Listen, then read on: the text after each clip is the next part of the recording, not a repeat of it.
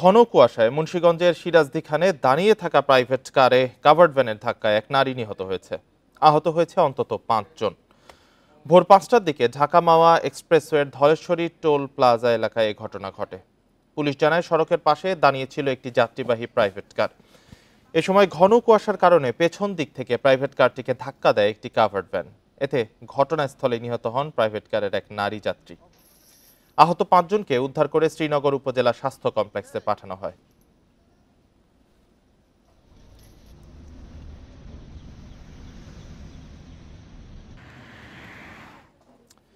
এই দুর্ঘটনার বিষয়ে আরো জানাতে মুন্সিগঞ্জ থেকে যুক্ত হয়েছেন সহকর্মী জিতু রায়। জিতু, একের পর এক দুর্ঘটনা আমরা গতকালও দেখেছি, আজকেও ঘটলো। আসলে কি নির্দেশনা দেওয়া হচ্ছে এই দুর্ঘটনার রোধে? কোনো গতিসীমা নির্দিষ্ট করে দেওয়া হয়েছে যে এর বেশি যানবাহন গতি তুলতে পারবে না, বা এরকম কোনো নির্দেশনা এসেছে হাইওয়ে পুলিশের পক্ষ থেকে?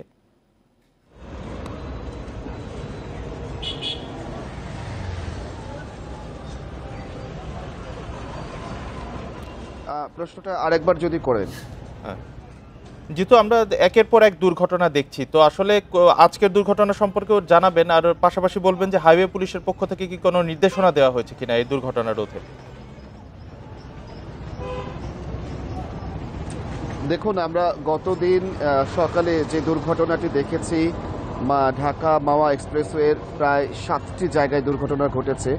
ঠিক আজকে সকালেও ভোরের দিকে 5টার দিকে একই ধরনের দুর্ঘটনার প্রকৃতিটি একই রকমের। গতদিন যেভাবে প্রাইভেট কারকে ধাক্কা দিয়েছিল বাস, ঠিক তেমনি আজকেও একটি প্রাইভেট কারকে পেছন থেকে ধাক্কা দেয় কাভার্ড ভ্যান, এবং এর গতি অত্যন্ত বেশি ছিল বলে জানিয়েছেন স্থানীয়রা, এবং পরবর্তীতে উদ্ধার কার্য পরিচালনা করেছেন হাইওয়ে পুলিশ। তারা যেটি বলছেন, অতিরিক্ত গতির কারণেই কিন্তু এই দুর্ঘটনা ঘটছে। হচ্ছে হাইওয়েতে যে গতি করা প্রয়োজন, সেই গতি অনুযায়ী যদি গাড়ি চলে থাকে তাহলেও কিন্তু এই দুর্ঘটনাটি অনেক প্রবণতা বেড়ে যাওয়ার কারণ হচ্ছে ঘন কুয়াশা। আর এই ঘন কুয়াশার মধ্যে এখন পর্যন্ত হাইওয়ে পুলিশ সুনির্দিষ্ট কোনো নির্দেশনা কিন্তু প্রদান করেনি। কিন্তু আমরা যেটি লক্ষ্য করতে পারছিলাম যে ঘন কুয়াশার কারণে বা কুয়াশা ছাড়াও আমরা দেখেছি এই ঢাকা মাওয়া এক্সপ্রেসওয়েতে এখন কিন্তু অনেকগুলো সড়কবাতি একেবারেই দেখা যায় না। তার মধ্য থেকে এখন যে ঘন কুয়াশা, তার মধ্যে সড়ক বাতিগুলো কিন্তু তাদের গতি নির্ণয় হিসেবে কিন্তু কাজ করতে পারে। সেই জায়গাটাতে যখন সড়ক বাতিতে না জ্বলে থাকে তখন কিন্তু গাড়ির নিয়ন্ত্রণ করা সম্ভব হয় না। ফায়ার সার্ভিসও একই কথা বলেছেন যে এই দুর্ঘটনাগুলোর মূল কারণ হচ্ছে গাড়ির গতি, আর এই গতির কারণে কিন্তু এই দুর্ঘটনাগুলো ঘটে যাচ্ছে। ফায়ার সার্ভিস বলছেন যে এই ক্ষেত্রে সচেতনতা দরকার। প্রকৃতপক্ষে এই যে দুর্ঘটনাগুলো ঘটছে, গতদিন যে দুর্ঘটনাটি প্রাইভেট কারটি থেমেছিল সড়কের পাশে, আর আজকেও যে মাওয়া থেকে ঢাকার দিকে যাচ্ছিল যে প্রাইভেট কারটি, তাকে পেছন থেকে কাভার্ড ভ্যানটি ধাক্কা দেয়। তো এই যে পরিস্থিতি যেটি দাঁড়িয়েছে, ঘন কুয়াশার কারণে গাড়ির গতিরোধ, বিপরীতমুখী কথাবার্তা, এক পক্ষ আরেক পক্ষকে দোষারোপ করা বা সংশ্লিষ্ট দপ্তরগুলোর দায়িত্বহীনতা, এই সব মিলিয়ে ঢাকা মাওয়া এক্সপ্রেসওয়ে কিন্তু এখন মরণ ফাঁদে তৈরি হয়েছে। এই জায়গা থেকে বের হয়ে আসার জন্য কিন্তু দ্রুত যদি ব্যবস্থা গ্রহণ করা না হয়, তাহলে কিন্তু এই দুর্ঘটনা কিন্তু ক্রমাগত বৃদ্ধি পেতে থাকবে বলে মনে করছি। ঢাকা মাওয়া এক্সপ্রেসওয়ে থেকে জানাচ্ছিলেন সহকর্মী জিতু রায়। এর আগে রোববার ঘন কুয়াশায় ঢাকা মাওয়া এক্সপ্রেসওয়েতে একাধিক স্থানে বাস সহ কয়েকটি যানবাহনের মধ্যে সংঘর্ষের ঘটনা ঘটেছে। এতে একজন নিহত এবং অন্তত ৫ জন আহত হয়েছেন। এছাড়া চাঁদপুরে মেঘনা নদীতে সংঘর্ষ হয়েছে দুটি লঞ্চের মধ্যে।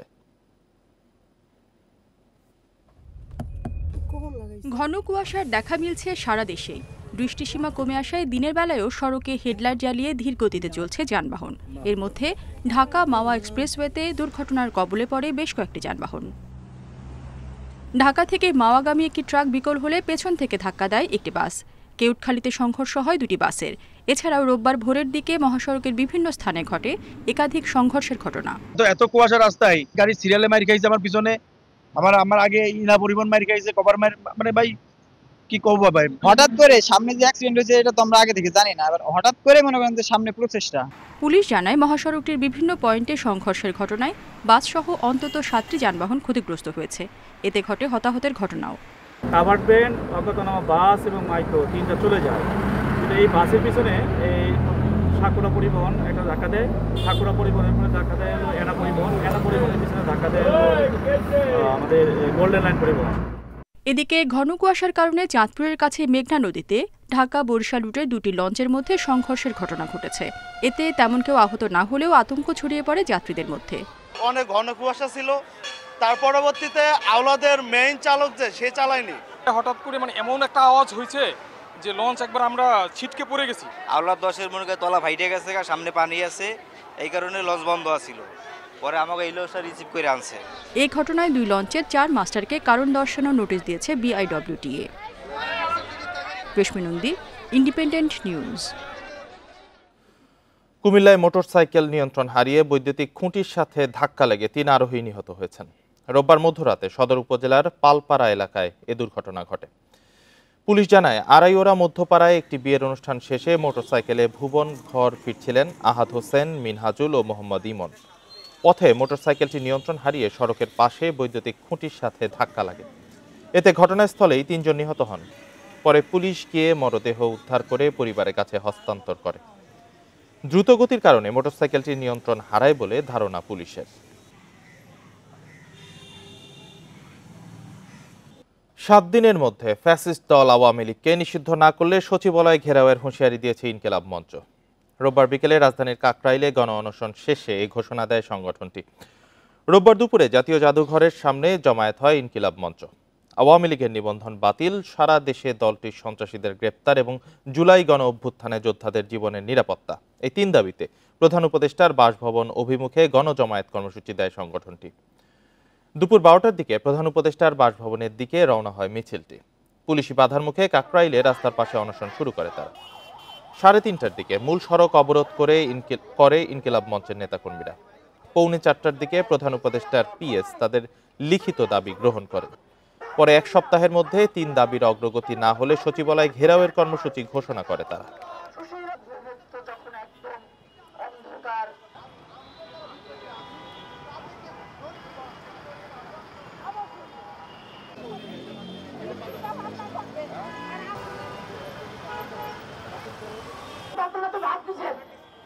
আওয়ামী লীগের যেসব ইউনিয়ন থেকে কেন্দ্র পর্যন্ত যে কমিটিগুলো ছিল, তাদের যারা সন্ত্রাসী কার্যক্রম চালিয়েছে তারা নিষিদ্ধ সংগঠন, এখন তাদেরকে অবিলম্বে গ্রেফতার করতে হবে। ছাত্রদের এই অবদানকে, ছাত্রদের এই নিরাপত্তার ব্যাপারে তারা অবহেলা করে, তাহলে এই বিপ্লব বেশি দিন দীর্ঘস্থায়ী হবে না। 1 সপ্তাহের মধ্যে আওয়ামী লীগের নিবন্ধন বাতিলের ব্যাপারে কোনো দৃশ্যমান উন্নতি দেখা না যায়, সন্ত্রাসীদের গ্রেফতারের উন্নতি দেখা না যায়, আগামী 29শে ডিসেম্বর রবিবার দুপুর 1টায় আমরা সচিবালয় ঘেরাও করব। আইনের দিক থেকে আওয়ামী লীগের ভোটে প্রতিদ্বন্দ্বিতায় বাধা না থাকলেও গণহত্যাকারীদের নির্বাচনে আসতে দেবে না ছাত্র জনতা। রোববার দুপুরে রংপুরে শহীদের কবর জিয়ারতে গিয়ে কথা বলেন জাতীয় নাগরিক কমিটির সদস্য সচিব আক্তার হোসেন। এ সময় তিনি আরো বলেন, ফ্যাসিবাদী ও মানবতা বিরোধী অপরাধীদের প্রতিরোধে প্রয়োজনে আবারও আন্দোলনে নামার জন্য ছাত্র জনতা প্রস্তুত আছে। জুলাই বিপ্লবে রংপুরের কাউনিয়া ও পীরগাছা উপজেলার 8 শহীদের কবর জিয়ারত শেষে পরিবারের সঙ্গে দেখা করেন সংগঠনটির নেতারা। এ সময় জেলা ও বিভাগের নেতারাও তাদের সঙ্গে উপস্থিত ছিলেন। বাংলাদেশের মানুষের উপরে গণহত্যা চালিয়ে মানবতা বিরোধী অপরাধ করে যে ভয়ঙ্করতম পাপ আওয়ামী লীগ দল হিসেবে করেছে, সেই পাপ থেকে মুক্তির এখন পর্যন্ত কোনো উপায় তারা অবলম্বন করে নাই। এখনো পর্যন্ত আমাদের সহযোদ্ধাদেরকে খুনের হুমকি দিয়ে বেরোচ্ছে।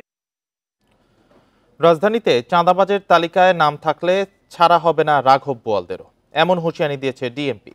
তবে অপরাধ বিশ্লেষকরা বলছেন, চাঁদাবাজদের নাম ও রাজনৈতিক পরিচয় জনসম্মুখে প্রকাশের পাশাপাশি পৃষ্ঠপোষকদেরও ধরতে হবে। এছাড়াও রাজনৈতিক পরিচয়ে কেউ যেন চাঁদাবাজি করতে না পারে তাও নিশ্চিত করতে হবে।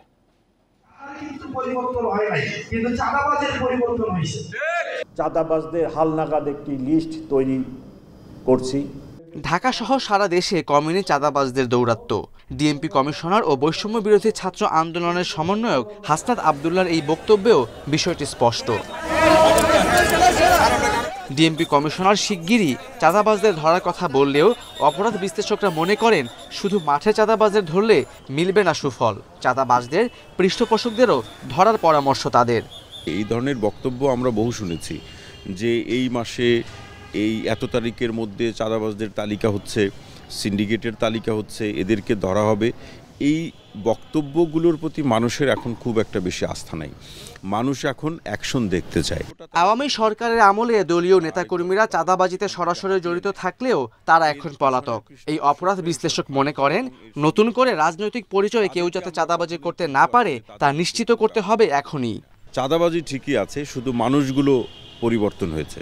তো এখন প্রশ্ন হলো যে বিগত সরকারের পৃষ্ঠপোষকতায়, বিগত সরকারের কোনো রাজনৈতিক দল নেতার পৃষ্ঠপোষকতায় যারা চাঁদাবাজি করেছেন তারা তো এখন নেই। তাহলে এই যে নতুন যে মানুষগুলো যে আসলো চাঁদাবাজিতে, তারা আসলে কারা বা তাদের রাজনৈতিক পরিচয় কি? পুলিশ বলছে কোনো রাজনৈতিক পরিচয়ে চাঁদাবাজির সুযোগ নেই।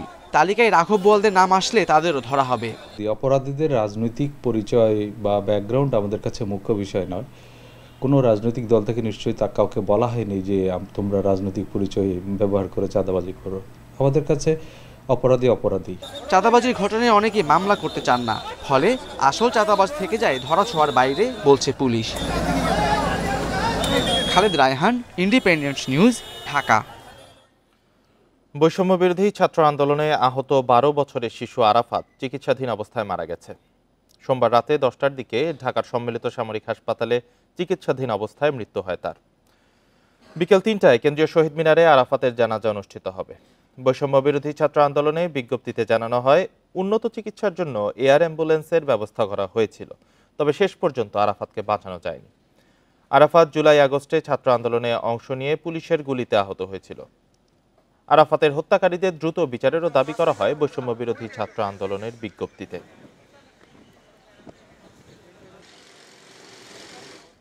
রোগীদের সেবা দিতে গিয়ে হিমশিম খাচ্ছে জাতীয় অর্থোপেডিক হাসপাতাল ও পুনর্বাসন প্রতিষ্ঠান। রুটিন অস্ত্রোপচারেও সময় মতো না হওয়ায় বেড়েছে ভোগান্তি। 1 সপ্তাহ অপেক্ষা করেও জরুরি বিভাগে সেবা পাচ্ছেন না বলে অভিযোগ অনেক রোগীর। আর যারা ভর্তি আছেন তাদেরও অপেক্ষা করতে হচ্ছে দিনের পর দিন। বিষয়টি স্বীকার করে দ্রুত পদক্ষেপ নেওয়ার আশ্বাস হাসপাতাল কর্তৃপক্ষের। রাজধানীর আগারগাঁওয়ে জাতীয় অর্থোপেডিক হাসপাতাল ও পুনর্বাসন প্রতিষ্ঠানের রোববার দুপুর 1টার চিত্র। বহির্বিভাগ, জরুরি বিভাগ, ক্যাজুয়ালিটি, বারান্দা সহ সব জায়গায় রোগীদের দীর্ঘ সারি। বরগুনার রাজমিস্ত্রি ফোরকান ছাদ থেকে পড়ে আহত হওয়ার পর ভর্তি হন এই হাসপাতালে। 4 দিনেও জরুরি সেবা পাননি বলে অভিযোগ তার। একই অভিযোগ করেছেন ব্রাহ্মণবাড়িয়া থেকে আসা সাদেকও।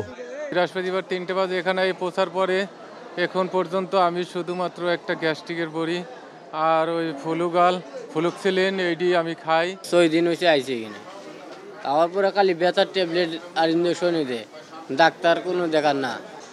1000 শয্যার হাসপাতালটিতে রোগীর চাপ এতটাই বেড়েছে যে নতুন রোগী এলে জরুরি বিভাগে সেবা দিয়েই ফিরিয়ে দেয়া হচ্ছে। সরকারি এই হাসপাতালে নানাভাবে টাকা নেওয়া হচ্ছে বলেও অভিযোগ অনেকের। ব্যান্ডেজ করার জন্য 980 টাকা চাই, আমি 900 টাকা দিই, কোনো রিসিভও দেয় না। 1000 টাকা দিয়ে 100 টাকা আমাকে ফেরত দেয়, মানে সব কাজে টাকা। 13 দিন ধরে ভর্তি আমি এনে, 13 দিন তেনে মনে করেন উপরে সিট হয় না দেখে আমি উঠতে পারতেছি না, আমার অপারেশন হইতেছে না। 2 সপ্তাহ পরে আসলে তারপর যাই ট্রিটমেন্ট করবে। অভিযোগগুলো স্বীকার করে ভারপ্রাপ্ত পরিচালক বলছেন 1 মাস আগেই দায়িত্ব নিয়েছেন তিনি। অবস্থার উন্নতির জন্য বৈঠক করছেন দফায় দফায়। কালকে আমি ইউনিট চিফদের ডাকছি 2টা কারণে। একটা হচ্ছে যে আমার ওটির সংখ্যা কেমনে বাড়ানো যায়, তারা বলছি যত সম্ভব তাড়াতাড়ি কীভাবে মানুষকে একটু চিকিৎসা দিক থেকে রিলিফ দেওয়া যায়, তাড়াতাড়ি কেমনে ডিসপোজ করা যায়। 5 আগস্টের পর হাসপাতালটির গুরুত্বপূর্ণ পদগুলোতে আসে পরিবর্তন। নতুন করে সব গুছিয়ে সেবা কার্যক্রম স্বাভাবিক করার চেষ্টা চলছে বলে জানিয়েছে কর্তৃপক্ষ। Buddhadeb Kundu, independent news, Dhaka.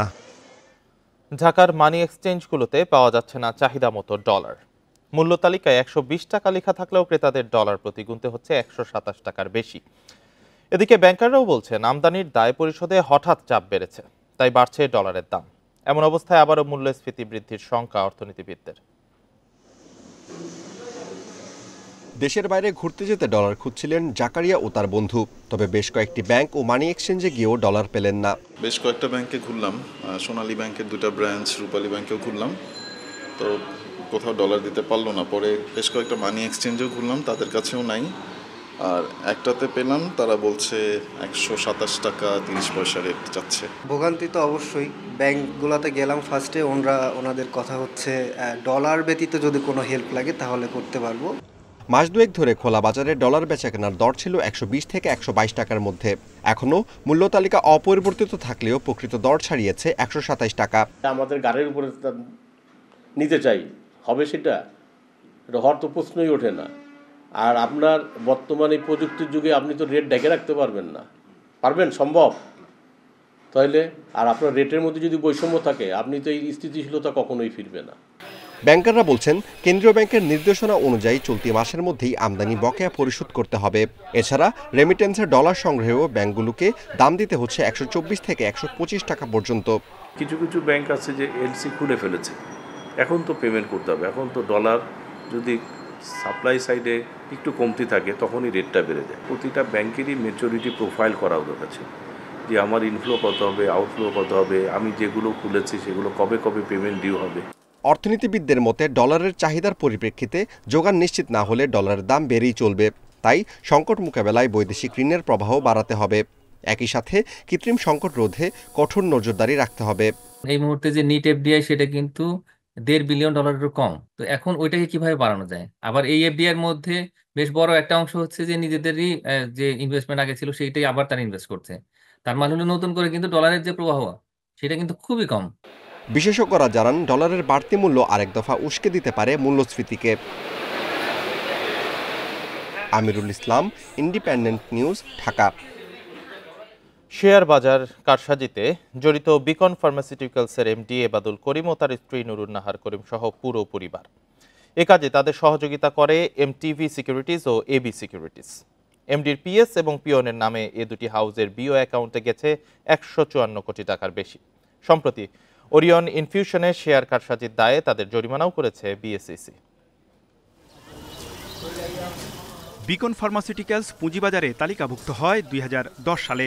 13 সালে বিদেশে ওষুধ রপ্তানি শুরু করা কোম্পানিটির রপ্তানি বৃদ্ধি পেলেও 2020-এর পর থেকে তারা আর ওষুধ রপ্তানি করেনি।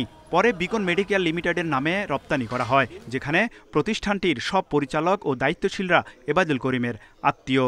লাভের অংশ শেয়ার হোল্ডারদের না দিয়ে নিজেদের মধ্যে রাখতেই এই কৌশল, অভিযোগ সাধারণ বিনিয়োগকারীদের। এখানেই শেষ নয়। বিকন ফার্মাসিউটিক্যালসের ব্যবস্থাপনা পরিচালক এবাদুল করিম ও তার স্ত্রী, কোম্পানির চেয়ারম্যান নুরুন নাহার করিম, ছেলে উলফাত করিম, মেয়ে বিকনের পরিচালক রিসানা করিম সহ পরিবারের অনেকে জড়িত শেয়ার কারসাজিতে।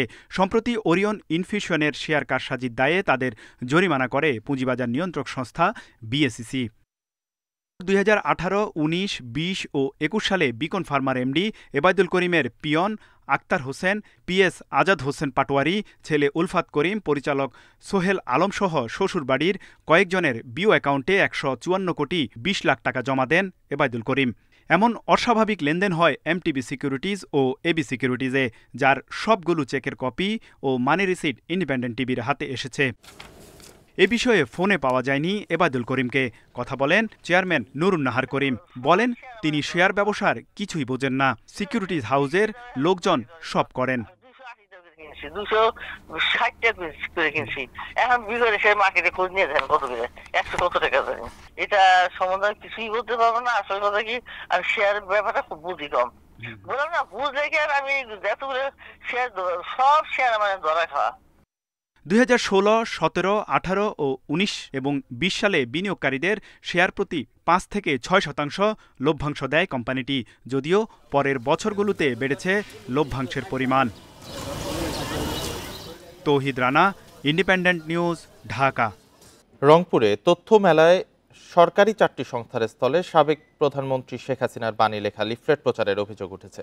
বিষয়টিকে নিছক ভুল বলে দাবি করেছেন স্টলের দায়িত্বে থাকা কর্মকর্তারা। তবে একে হাসিনা প্রীতি উল্লেখ করে শাস্তির দাবি জানিয়েছে বৈষম্য বিরোধী ছাত্র আন্দোলন। রোববার বিকেলে রংপুর পাবলিক লাইব্রেরি মাঠে 2 দিনব্যাপী তথ্য মেলার উদ্বোধন করেন জেলার প্রশাসক মোহাম্মদ রবিউল ফয়সাল। মেলার আয়োজক জেলার প্রশাসন ও সচেতন নাগরিক কমিটি, সনাক। তবে মেলা শুরুর পরপরই দর্শনার্থীদের মধ্যে চাঞ্চল্য সৃষ্টি হয়। কর্মসংস্থান ও জনশক্তি, মৎস্য সঞ্চয় অফিস ও পরিবার পরিকল্পনা বিভাগের স্টল থেকে বিতরণ করা হয় মুজিব বর্ষের লিফলেট ও শেখ হাসিনার বাণী লেখা লিফলেট। এক পর্যায়ে মেলা প্রাঙ্গণে ক্ষোভ জানায় বৈষম্য বিরোধী ছাত্র আন্দোলন। শেখ হাসিনা পালালেও কিন্তু তার যে দোসররা আছে এবং এই যে দুর্নীতিতে স্বচ্ছগুলো আছে, এই স্বচ্ছগুলো কিন্তু এখনও আমাদের দেশে পড়ে রয়েছে। সেই জায়গা থেকে কিন্তু আমরা দেখছি প্রতিনিয়ত আবার শেখ হাসিনাকে নতুন করে দেশে আনার কিন্তু একটা পরিকল্পনা করছে। তবে দুটি সরকারি স্টলের দায়িত্বপ্রাপ্তদের দাবি ভুল করে লিফলেট বিতরণ করা হয়েছে। আমি অফিস প্রধান না, তো এই জন্য আমি এই বিষয়ে বক্তব্য দিতে পারতেছি না, সরি। না, এখন যাক মেলায় আমরা আছি, কিন্তু এই বিষয়ে আমি তো বললাম সবকিছু নতুন করা হয়েছে। ছাপাইলে তো আমাদের অন্তত 15 দিন সময় দেওয়া লাগে। এখন যা ছিল তো আমরা প্রমোট করতেছি, আমরা তো আর প্রধানমন্ত্রী বা বঙ্গবন্ধুকে করতেছি না। এ বিষয়ে সংশ্লিষ্ট কর্মকর্তাদের কাছে লিখিত ব্যাখ্যা চাওয়া হয়েছে বলে জানিয়েছেন জেলা প্রশাসক। আগে থেকে নির্দেশনা দিয়েছিল যে অফিসে এগুলো যেগুলো আছে সবগুলো এই ধরনের সবকিছু বিনষ্ট করে ফেলতে হবে, এবং তারা আমাকে বলে নিশ্চিত করেছে যে তাদের অফিসে যেগুলো আছে সেগুলো বিনষ্ট করবে। তারপরও জেলা প্রশাসনের পক্ষ থেকে আমরা তাদের কাছে এই বিষয়ে আমাদের যে সকল করণীয় যে সকল আছে লিখিতভাবে সেটা আমরা তাদের কাছে জানতে চাইব। মেলায় 33টি সরকারি ও 2টি বেসরকারি সহ মোট 35টি স্টল রয়েছে। Independent news. রাজশাহীর বাগমারায় তেলের ডিপোতে অগ্নিকাণ্ডে পুড়ে গেছে 400 ব্যারেল তেল। ফায়ার সার্ভিস জানিয়েছে রোববার সন্ধ্যায় তাহেরপুর বাজারে পদ্মা অয়েল লরি থেকে তেল স্থানান্তরের সময় হঠাৎ আগুন লাগে। দ্রুত আগুন ছড়িয়ে পড়লে একটি তেলের ডিপো, একটি তেলবাহী লরি এবং পাশের একটি বাড়ি পুড়ে যায়। পরে ফায়ার সার্ভিসের 4টি ইউনিট প্রায় 1.5 ঘন্টার চেষ্টায় আগুন নিয়ন্ত্রণে আনে। প্রাথমিকভাবে সিগারেটের আগুন কিংবা বৈদ্যুতিক তারের কারণে আগুন লেগে থাকতে পারে বলে ধারণা করছে ফায়ার সার্ভিস। এই ঘটনায় কেউ হতাহত হয়নি।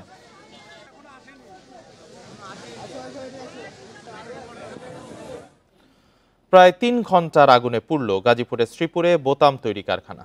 এতে 2 জন নিহত হয়েছেন। পুড়ে গেছে কারখানার প্লাস্টিক পণ্য, কেমিক্যাল সহ বিভিন্ন মালামাল। তবে আগুনের সূত্রপাত নিয়ে প্রাথমিকভাবে নিশ্চিত করে কিছু জানাতে পারেনি ফায়ার সার্ভিস। রোববার দুপুর 1:30টার দিকে শ্রীপুর পৌরসভার 4 নম্বর ওয়ার্ডের ভাংনাহাটি গ্রামের M&U টিমস লিমিটেড নামের একটি কারখানায় অগ্নিকাণ্ডের এই ঘটনা ঘটে। স্থানীয়রা জানান, হঠাৎ করে কারখানার কেমিক্যাল গুদামে আগুন লাগে। মুহূর্তে বেশ কয়েকটি বিস্ফোরণ হয়। কারখানার লোকজন আতঙ্কিত হয়ে ছোটাছুটি শুরু করে। কারখানার আশপাশে বসতবাড়ির লোকজনের ভেতর আতঙ্ক ছড়িয়ে পড়ে। কাম করতেছিল, ডাম আছে পরে এটাতে গরম হইয়া আগুন লেগে পরে ফুসতে পারে চার সাইডে আগুন ছড়িয়ে গেছে, ভিতরে লোহা পর্যন্ত গলে গেছে। এরকম অবস্থা এখানে দেখা গেছে। খবর পেয়ে ঘটনাস্থলে যায় ফায়ার সার্ভিসের 7টি ইউনিট। প্রায় 3 ঘন্টার চেষ্টায় আগুন নিয়ন্ত্রণে আনে তারা। এখানে একটা ওয়েস্টের শেড আছে, এখানেই বিস্ফোরণটা হয়েছিল। এখানে আপনারা দেখতে পাচ্ছেন ড্রাম আছে, কেমিক্যালের ড্রাম। আমরা যারা মেসেজ পেয়েছি এখানে রেজিন ছিল, রেজিন কেমিক্যাল ছিল, বাট আমাদের ইনভেস্টিগেশন করলে বোঝা যাবে কি আছে এখানে। আগুন নিয়ন্ত্রণে বা ড্যাম্পিং ডাউন হতে সময় লাগবে। দেখতে পাচ্ছেন জায়গা থেকে ধোঁয়া বেরোচ্ছে। আমাদের টিম এখনো কাজ করছে। অগ্নিকাণ্ড নিয়ে জেলা প্রশাসনের সঙ্গে কথা বলে তদন্ত কমিটি গঠনের কথা জানিয়েছে উপজেলা নির্বাহী কর্মকর্তা। ফায়ার সার্ভিসের পক্ষ হতে আমাদেরকে জানানো হয়েছে যে এই বিষয়ে তারা আরও ক্লিয়ারলি পরে জানাতে পারবে, কারণ হচ্ছে এখনও পর্যন্ত তারা সম্পূর্ণ ডেব্রি সম্পূর্ণ যে অংশগুলো পুড়ে গিয়েছে এগুলো সার্চ করতে পারেনি। করার পর আমরা আরও ডিটেলসে জানতে পারবো। অগ্নিকাণ্ডে 2 জনের মরদেহ উদ্ধার করা হলেও তাদের পরিচয় মেলেনি।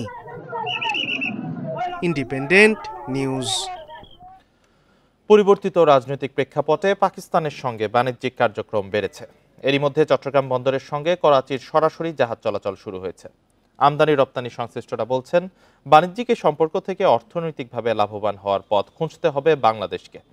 আমদানির বাইরে রপ্তানি নিয়েও ভাবতে হবে ভবিষ্যতে। চট্টগ্রাম কাস্টম হাউস ও বাংলাদেশ ব্যাংকের তথ্য বলছে, চলতি অর্থবছরের প্রথম প্রান্তিকে পাকিস্তান থেকে বাংলাদেশে আমদানি হয়েছে 17 কোটি 94 লাখ ডলারের পণ্য। গত বছর একই সময়ে এসেছিল 14 কোটি 10 লাখ ডলারের। এবার আমদানি হয়েছে পোশাক শিল্পের কাঁচামাল, পেঁয়াজ, আলু, পরিশোধিত চিনি, ডলোমাইট, কাঁচ শিল্পের কাঁচামাল সহ বিভিন্ন পণ্য।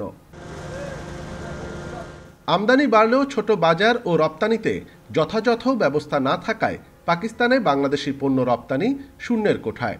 সম্প্রতি দুবাই, করাচি, চট্টগ্রাম রুটে চালু হয়েছে সরাসরি শিপিং সার্ভিস। একে ইতিবাচকই মনে করছেন আমদানিকারকরা। কোয়েশ্চেন করছি না যে চায়না থেকে ডিরেক্ট এরকম 11 দিনে এটা আসলো, আমি এটা 100% এক্সামিন করবো বা এরকম কোনো বিষয় নাই। তো পাকিস্তানের ক্ষেত্রে আমরা কেন এইভাবে এটা চিন্তা করব? কাস্টম এটা করতে পারে, তারা চাইলে 100% এক্সামিন করে জিনিসগুলো ডেলিভার করতে পারে। পাকিস্তান থেকে আমাদের এইসব পণ্য আগেও আসতো, এখনও আসতেছে, একটু বড় আকারে, ভলিউম বেশি। রোজাকে টার্গেট করে যে সকল পণ্য আমাদের বাংলাদেশে আমদানি হয় সেই ধরনের পণ্যগুলোকেই তারা কিন্তু এখানে আনতেছে। নতুন জাহাজ সার্ভিসের মাধ্যমে 2 দফায় করাচি থেকে চট্টগ্রাম বন্দরে এসেছে প্রায় 1126 কন্টেইনার পণ্য। এই রুটে আরও নতুন শিপিং লাইন যুক্ত হওয়ার সুযোগ দেখছে বন্দর কর্তৃপক্ষ। আমদানিকারকরা যদি উৎসাহী হয় এবং পাকিস্তান বা দুবাই থেকে যদি আরও কার্গো ইম্পোর্ট করতে চায়, তাহলে এই ধরনের সার্ভিস ভবিষ্যতে আরও বাড়বে। 1 মাস বা 40 দিনের মধ্যেই এটা একটা রোটেশন কমপ্লিট করে। গত অর্থ বছরে পাকিস্তান থেকে মোট 62 কোটি 70 লাখ ডলারের পণ্য আমদানি করেছিল বাংলাদেশ, যা দেশের মোট আমদানির 1%। এখন থেকে প্রতি 38 থেকে 42 দিন পর পর দুবাই থেকে করাচি হয়ে এই জাহাজটি চট্টগ্রাম বন্দরে পণ্য আনা নেওয়ার কথা রয়েছে। আর এর মাধ্যমে বিভিন্ন পণ্য আমদানির ক্ষেত্রে পাকিস্তানের সাথে নতুন বাণিজ্যিক সম্ভাবনা উকি দিচ্ছে বাংলাদেশের, যার প্রভাব পড়তে পারে দেশের পণ্য বাজারেও। অনুপম শীল, ইন্ডিপেন্ডেন্ট নিউজ, চট্টগ্রাম। কোনো কাজেই লাগছে না সিলেট নগরের 5টি ফুট ওভারব্রিজ। পথচারীরা ব্যবহার করছেন না ফুট ওভারব্রিজ। নগর পরিকল্পনাবিদরা বলছেন উপযুক্ত স্থান নির্ধারণ না করায় সুফল পাচ্ছে না নগরবাসী। অর্থ বরাদ্দ পেলে ফুট ওভারব্রিজ ব্যবহার উপযোগী করতে উদ্যোগ নেওয়া হবে বলছে সিটি কর্পোরেশন। সিলেট নগরীর বন্দরবাজারে 2015 সালে নির্মিত হয় প্রথম ফুট ওভারব্রিজ। এরপর নগরীর হুমায়ুন চত্বর, টিলাগড়, শাহপরান ও আখালিয়াতে নির্মাণ করা হয় আরও 4টি। এসব ফুট ওভারব্রিজ নির্মাণে মোট ব্যয় 7.5 কোটি টাকা। তবে ব্যবহারে অনীহায় ব্যয়বহুল এই সেতুগুলো পড়ে আছে পরিত্যক্ত অবস্থায়। নগরবাসী বলছে সড়কগুলো সরু হওয়ায় ফুট ওভারব্রিজ ব্যবহারের প্রয়োজন পড়ে না। এছাড়া বয়স্কদের ব্যবহারের জন্য সেতুগুলো অনুপযোগী। ওভারব্রিজগুলা আগামীতে যখন দেওয়া হবে তখন এই পরিবেশ পরিস্থিতি বুঝে যেখানে জনগণের সুবিধা হবে, কাজে লাগবে, সেখানে ওভারব্রিজগুলা দিলে আমার মনে হয় অনেকাংশে ভালো হবে। পরিকল্পনাবিদরা বলছেন স্থান ও প্রয়োজনীয়তা বিবেচনা না করেই তৈরি হওয়ায় কাজে লাগছে না ফুট ওভারব্রিজ। পরিকল্পনাহীনভাবে করা হয়েছে।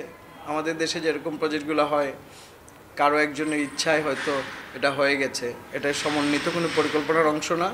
এর মধ্যে বন্দরবাজারে ফুট ওভারব্রিজটি 3 বার নিলামে তুলেও দর না মেলায় সরাতে ব্যর্থ হয়েছে সিটি কর্পোরেশন। নতুন করে অর্থ বরাদ্দ পেলে ব্যবহার উপযোগী করতে উদ্যোগ নেওয়া হবে বলছেন কর্মকর্তারা। আমরা বন্দরের পয়েন্টটা রিমুভ করার চেষ্টা করেছিলাম, তো আমরা টেন্ডার দিয়েছিলাম, 3 বার টেন্ডার দিয়েছি। যেখানে 1,66,00,000 টাকার খরচ, সেখানে 22 লক্ষ টাকা। আসলে এটা তো হয় না, যার কারণে আমরা এটার কার্যক্রমটা গ্রহণ করে নেই। আর ভবিষ্যতে এ ধরনের প্রকল্প হাতে নেওয়ার ক্ষেত্রে উপযোগিতা বিবেচনার পরামর্শ সংশ্লিষ্টদের। Independent news. সাবেক অ্যাটর্নি জেনারেল এবং অন্তর্বর্তী সরকারের ভূমি, বিমান ও পর্যটন উপদেষ্টা এএফ হাসান আরিফের মৃত্যুতে আজ সোমবার দেশ জুড়ে রাষ্ট্রীয় শোক পালন করা হচ্ছে। আর আজ সকাল 10টায় মিরপুর বুদ্ধিজীবী কবরস্থানে তার দাফন হবে। মন্ত্রিপরিষদ সচিব শেখ আব্দুর রশিদ স্বাক্ষরিত এক প্রজ্ঞাপনে এ তথ্য জানানো হয়েছে। রাষ্ট্রীয় শোক পালনে দেশের সব সরকারি, আধা সরকারি ও স্বায়ত্তশাসিত প্রতিষ্ঠান এবং শিক্ষা প্রতিষ্ঠান সহ সরকারি ও বেসরকারি ভবন এবং বিদেশস্থ বাংলাদেশ মিশনগুলোতে জাতীয় পতাকা অর্ধনমিত রয়েছে।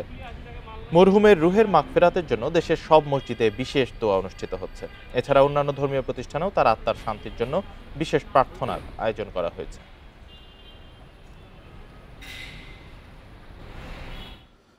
রাজশাহীতে জমে উঠেছে 8 দিনব্যাপী বইমেলা। মেলায় স্থান পেয়েছে হুমায়ুন আহমেদ থেকে শুরু করে কমিক, সায়েন্স ফিকশন সহ নানা বিষয়ের বই। প্রকাশকরা বলছেন মেলায় বইপ্রেমীদের সাড়াও মিলছে বেশ। নতুন প্রজন্মকে বইয়ের প্রতি আকৃষ্ট করতেই উদ্যোগ বলছেন আয়োজকরা। 8 দিনের জন্য বইপ্রেমীদের পদচারণায় মুখর রাজশাহীর কালেক্টর মাঠ। প্রতিদিনই বাড়ছে তাদের আনাগোনা। বই কিনতে বা ঘুরে দেখতে একা ও দল বেঁধে আসছে সব বয়সের মানুষ। নানা রূপে সেজেছে মেলার প্রতিটি স্টল। জহির রাইহান থেকে শুরু করে হুমায়ুন আহমেদ, বিক্রি হচ্ছে সবার বই। মেলার আকর্ষণ হিসেবে আরও থাকছে কমিক্স, সায়েন্স ফিকশন সহ শিশুদের বিভিন্ন ছড়ার বই। অনেকেই আসছেন পরিবার পরিজন নিয়ে, কেউ আসছেন প্রিয়জনের সাথে। মেলায় ঘুরে ঘুরে বেছে নিচ্ছেন পছন্দের বই। বিভিন্ন বই দেখলাম ঘুরে ঘুরে। আমার বেশি পছন্দ হলো গোয়েন্দা সিরিজগুলো। এখানকার যারা তরুণ আছে বা স্কুল বা কলেজে যারা পড়ে তাদের জন্য এটা খুবই ভালো একটা উদ্যোগ হবে। আমি প্রথমবার বইমেলায় আসছি, তো এখানে অনেকগুলো স্টল আছে, সব রকমেরই বই আছে। বিশ্বাস করি যে মোবাইল ডিজিটাল এইগুলো এফেক্ট থেকে বের হয়ে ওরা কিন্তু বইয়ের দিকেই আগ্রহী হবে। আয়োজকরা বলছেন নতুন প্রজন্মকে বইয়ের প্রতি আকৃষ্ট করতেই রাজশাহীতে এই উদ্যোগ। আগামীতে মেলার পরিসর আরও বাড়ানোর পরিকল্পনা তাদের। দর্শক আসতেছেন, তারা বইয়ের সাথে পরিচিত হচ্ছেন, অনেক বই বিক্রি হচ্ছে, পাশাপাশি মানে আমাদের ইয়াং জেনারেশন যারা তারা এখানে এসে অনেক বেশি অনুপ্রাণিত হচ্ছে।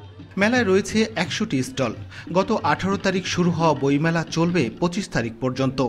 দর্শনার্থীদের জন্য মেলা খোলা থাকছে দুপুর 3টা থেকে রাত 8টা পর্যন্ত, আর ছুটির দিনে বেলা 11টা থেকে রাত 8টা পর্যন্ত চলবে মেলা। Mustafizur Rahman, Independent News, Rajshahi. রূপপুর বিদ্যুৎ কেন্দ্র চুক্তির দুর্নীতির বিষয়ে সিটি মিনিস্টার ও শেখ রেহানার মেয়ে টিউলিপ সিদ্দিকের সঙ্গে দেখা করেছেন যুক্তরাজ্য ক্যাবিনেটের নীতি ও নৈতিকতা দলের এক প্রতিনিধি। রোববার এক প্রতিবেদনে এ তথ্য জানিয়েছে ব্রিটিশ সংবাদ মাধ্যম এক্সপ্রেস। এতে বলা হয়, দুর্নীতির অভিযোগ বিষয়ে গত বৃহস্পতিবার ক্যাবিনেট অফিসের প্রোপ্রাইটি অ্যান্ড এথিক্স টিমের একজন প্রতিনিধি টিউলিপের সঙ্গে সাক্ষাৎ করেন। এ সময় রূপপুর বিদ্যুৎ কেন্দ্র চুক্তির দুর্নীতিতে তার নাম আসা নিয়ে কর্মকর্তাদের নানা প্রশ্নের উত্তর দেন তিনি। তবে দুর্নীতিতে জড়িত থাকার কথা অস্বীকার করে নিজেকে রাজনৈতিক প্রতিহিংসার শিকার বলে দাবি করেছেন শেখ মুজিবুর রহমানের নাতনি টিউলিপ। 2013 সালে বাংলাদেশের সাবেক প্রধানমন্ত্রী শেখ হাসিনার মস্কো সফরের সময় রূপপুর বিদ্যুৎ কেন্দ্রের প্রাথমিক চুক্তি হয়। সে সময় তার সফর সঙ্গী ছিলেন টিউলিপ সিদ্দিক। এই চুক্তিকে দুর্নীতি এবং টিউলিপের জড়িত থাকার অভিযোগ তদন্ত করছে দুদক।